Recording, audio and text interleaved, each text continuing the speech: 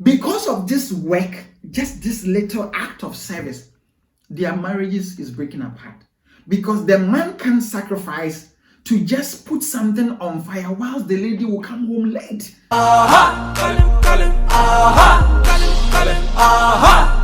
Hello, lovely people. Welcome back to Charged and Connected.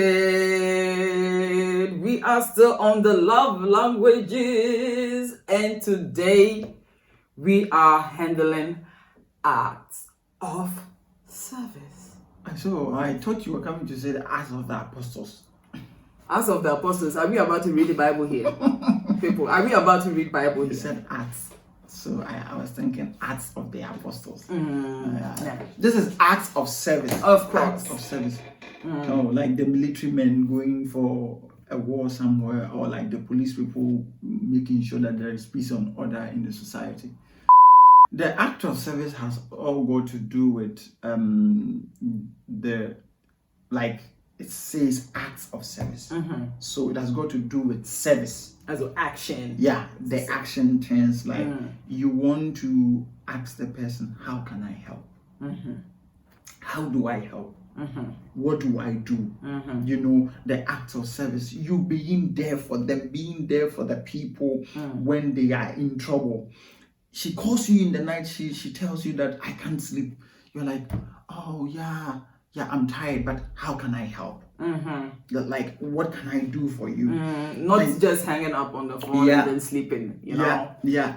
Do chores together. Like, she comes to maybe do cooking, and then you go and then you are asking her, please get some rest. Let me take over. Act of service. You are there for them 24/7. The system has to work. The system has to work. This is a good one. The system has to work. Hashtag the system has to work. You know, so act of service has got to do with all the things that you do to really help them in a relationship. And I myself, I identify myself as an act of service person because I'm just like, I always want to help. I always want to help. Just that sometimes people would abuse the act of service, but then I don't really care about it because I am an act of service person. I always want to be there for someone. I always want to help, even if it means at the detriment of my effect. I will still want to do it. Okay. So because of that, it's just like you have to be somebody who is always willing to help people in times of need and not feeling hurt when someone maybe step on your toe. Yeah, of course. That can happen. That can happen. Yeah, that can really happen. Just like you were saying, people misuse. It's a kind of an abuse. Yes. Yeah. Yes. Yeah, because they know that you always do, so they will always leave it for you. But it is one togetherness. We do it. We do it together. Together. Not just, oh, how can I help? Yeah. Oh, you could actually wash the dishes. Yeah. And then you whilst be sitting. I take care of this. You be sitting in the living room watching the next episode of I don't know what, and you'll be doing the but even that is when the guy was not home to actually do anything. That I can understand. And one thing that I really hate, like we were trained, our background was trained, but my dad actually was the person who actually stopped me from practicing that as well, because in our background we are trained that the woman's place is the kitchen. So of course the kitchen entirely belongs to the woman. So it's just like you are seated at the living room, you are crossed your leg watching television, waiting for the woman to bring I think even in all cultures, at least almost all cultures, I think that thing has been normalized. Yeah. But nowadays, like due to modern thing, going on, that ladies can do what men can do. We have been setting things up, and things have been changing in that sense. But switching it when I was little, my dad told me the best way to win your woman's heart is to actually help. So my dad had always like taught us that you have to learn how to cook, you have to learn how to wash, you have to learn how to cut things, you have to learn how to fix things, you have to learn how to do. So like everything that goes on around in the house, like you are inside. My mom would never cook and my dad would be somewhere. And then, like, he's always helping. Yeah. What should I do for you? Do I light the fire for you? Do I do this for you? Do I do that for you? So it's just like I have taken after my dad. I'm somebody who really, I can't do it like I would be in the living room and I have my partner cooking always round and she's struggling through in the kitchen, and then she'll bring the food and she'll be like, come and eat.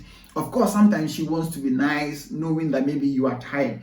But the act of service is sharing things together, doing things sharing together. the cost together. And sharing things together. Yeah. Like you go out on the way to help your partner to actually take off some of the workload from her head. That is good. This is what act of service is all about. That is what it is about. Or when your partner, you know that your partner has been tired, been taking care of the children throughout the whole evening, throughout the whole night. The next morning, if you have time, or even if you don't have time, make a little bit of time, wake up a little bit earlier, breakfast in bed. Yeah. That, for example. Oh. Prepare breakfast. You don't have to bring it to bed. Prepare breakfast, and she'll wake up trying to get to the kitchen to do the breakfast, and you breakfast in bed is not for you who is not married. Hey, that is cancelled. Caution. That is a no-go. That is not good. So we are here on a Christian base. Yeah, so let's put things in order. Yeah. So so you'll be making the breakfast, and by the time she wake up, trying to get all busy in the kitchen, things has already been settled. What a relief. A relief. Yeah. What a relief. Yeah. It's very important. Yeah. So guys, ladies, I mean, there are also some girls there, they know that their men are good in cooking. And so they'll be like, darling, I know that you are good in that, so you do that. Nah. That's not what we are saying. It's a shared responsibility. We do this together. We are in this together. And this reminds me, actually, that this act of service has also got to do with even paying bills. Sometimes, like, you know that maybe you are taking a higher salary than your man, and then you are living in the same apartment where he naturally has to pay, but you know that you have most of the intake as in money. You can, due to your kind act of service, you can try to help your man to be able to get to the position where you want the two of you to get to. Yeah. But some would abandon all this responsibility on the man because they think it's his responsibility, so they wouldn't want to share a part in any of the bills. You got married to me, so it is your duty to do this and do that and do that. That is out. Yeah. It is out. In our days, outdated outdated. Yeah, and outmoded. So in our time, it is for you to really help your partner, to strengthen your partner, because it grows up the family. It grows up the family. Yes, it does. It's very, very important to share. And laundry is not just a woman's business. Hey. Laundry is not just a woman's business. Yeah. The guys learn how to do laundry, learn how to cook certain things. There are certain foods that your partner, you should be able to do and your partner wouldn't be able to do. Like, for example, there is this woman that I go to their house, and every weekend she's on duty free. The husband calls every weekend duty free for the wife. So that one is an interesting one. So duty free, it means that the man will be the one to cook for the wife, would wash the plate, would clean the house, all every weekend. It's not just one weekend, every weekend. Because the woman cooks from Monday to Friday. And because he can do it. He is not available during those times. So the 2 days that he is in the house with the wife, it is his responsibility. And I'm just like, this is so nice. This is so beautiful. Guys, let us know in the comment section. Yeah, this is so Are beautiful. you for that? Yeah. That one is this good. Is so beautiful. The whole weekend, good. The wife is so free. So you go there and she'll be talking to you all the time, and her husband chilling. Yeah, her husband will bring you food. And even when they have visitors, the husband is the one serving the visitors. I like this one. This is really incredible. I like this one. It gave me goosebumps the first time I actually saw it. I was just like, wow. I thought that I was just kind of the weird guy out there who really want to help women all the time. Yeah. But then this is a fully grown man. He's in his 50s, and they have been married for almost like 20 years, and he's doing the same thing for 20 years. For 20 years. Who ladies, who wants such a man? Who wants some? I want some. Yeah. Do you want some? Let us know in the comment section. Do you want some? Yeah. I want some. Yeah. It's not like you making the woman has to force you to do it. No. Or the man has to force you to do it. That is why it is an act of service. It's an act of service. It's an act of service. Service. And yes. there are some people, they are over dependent. Like once you initiate the act of service, they want to keep it that way. Okay, so you are the one always coming from the city late. So because I know you are the one coming from the city late, I do not want to buy things for myself. Then they will call you, yeah, Eunice, where are you? Can you buy me fruit? Can you buy me chewing gum? Can you buy me this? Can you buy me chocolate? Can you buy me yogurt?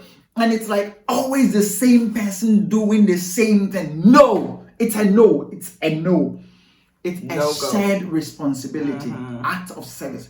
So when you identify that your partner has this act of service, you need to also learn. You need to learn, and to grow the relationship. To grow the relationship, and please do not misuse it in all kind of ways. Do not misuse it. Abuse. Really, you setting up like requests that are like over the top. Let's keep away from that. Let's keep away from that, because we want to be kind to our partners. We want to be kind to our spouse. We want to be kind to the people that are around us. And so we don't want to be misusing their act of service or their love language. We don't want to misuse it, be misusing it in any kind of way. So when your partner is kind enough to have noticed your love language, or you have let him know that you are someone who likes to be served, I would say, in that sense, then please get together and start doing it together. Don't just be like, okay, I told him that I like it when a man helps me, and now he's not doing the dishes, and he's not doing this, and he's not doing that. No, that is not the point. When you are sitting in the living room enjoying yourself, how do you expect him to be doing whatever? You know, when it's in a case where it's like you were saying, where you have been busy all the time, and maybe you were cooking and he was not there, and then he came back after eating, like, babe, relax, I'll do the dishes. That one is also nice, you know. That is what we are talking about. But when both of you have been busy outside on work, you came home late, both of you. When you come and we have to get the food going, we all get into the kitchen. It's faster. It's faster, and we are done. Not that one will be chilling and the other one will be doing the cooking. That is a no-go. The act of service, there are some people who do not have it at all. I have a friend, and her experience is very worse, because she's married to, they didn't pick the friendship basis, just like we advised. So they just went directly into the marriage. Then after the marriage, my friend, who closes from work very late, gets home like 7 p.m. sometimes. The husband, on the other hand, comes home before 5 p.m. Before 5 p.m. And then sometimes he buys on their way just normal kinky and fish. Kinky and fish. With pepper. Sometimes, if that is what you have to eat. This man comes home. He can't just unwrap the kinky. He will put the kinky and the fish and everything, leave it in the package there on the table. Just like he bought it, you just place it for there. the wife, and call the wife and tell her that, where are you? I'm still hungry. Then the wife will be like, oh, maybe I'm coming home. And then the wife will come home to just come and unwrap the kinky, put it in a bowl, fetch water, put on a napkin, and bring it to him. My husband, your food is ready. So that he will just eat, and the wife will come and pick up the plate and go and clean it. Because of this work, just this little act of service, their marriages is breaking apart. Because the man can sacrifice to just put something on fire whilst the lady will come home late. What kind of unnecessary act is that? Why would you bring the food home? It's still warm. Instead of you sitting down and eating, you were waiting like 2 hours later for your wife to come and unwrap the food for you. Yeah. Act of service. Some people cannot even put rice in a cooker to cook. There is food in the fridge. Just warm it and eat. They are waiting for the woman. This one is. You are tired. This one, I'm sorry. But it happens. I'm sorry. So that is why it is very important for us to know ourselves and know our partners before we jump into all this crazy stuff, you know, because you are not going to like it. You are not going to like it. And just like you were saying, the relationship, the marriage is at the edge of like broken down, you know, it's about to collapse just because of something like this. So people, it's very important for us to take note of our partners' love language, to know exactly what is going on, what do they like, what do they dislike. Do not misuse it. You know, ask your partner, what is your love language? Don't try to figure out some things for yourself. That is not going to work. You know, maybe you are someone who is very attentive and can notice that, oh, okay, this person is like this. That is good. Or else, please ask them and let them give you the answer to that, so that you can also act accordingly, so that it would not bring any problems and troubles into our relationship. So, so guys, we bring this episode to the end of the series on love languages. And just like we said, I know that you have learned a lot of lessons from here, and it is going to enhance your relationship and your marriage as well. Feel free to always discuss with your partner, just like Eunice said. Share with the person. Be able to talk through on the friendship basis what you two like, and so that you may be able to have a relationship that grows beyond. People that have identified this have spoken to it that it is 99% correct when you follow these principles about love languages. And it is helping a lot of people, and that is why we shared with you, and we know it will help you too. So feel free to go through from the first video to this last video to be able to know what your partner feels like, and then send us a message on things that you want us to also discuss. You are free to send us any questions and stuff like that. We can send you the link and then share with you our thought as well. So guys, thank you all for sticking with us throughout this series, and do not forget, we are still on the love topic, and we are coming back for more. Thank you, and we'll see you next week, same time. Bye.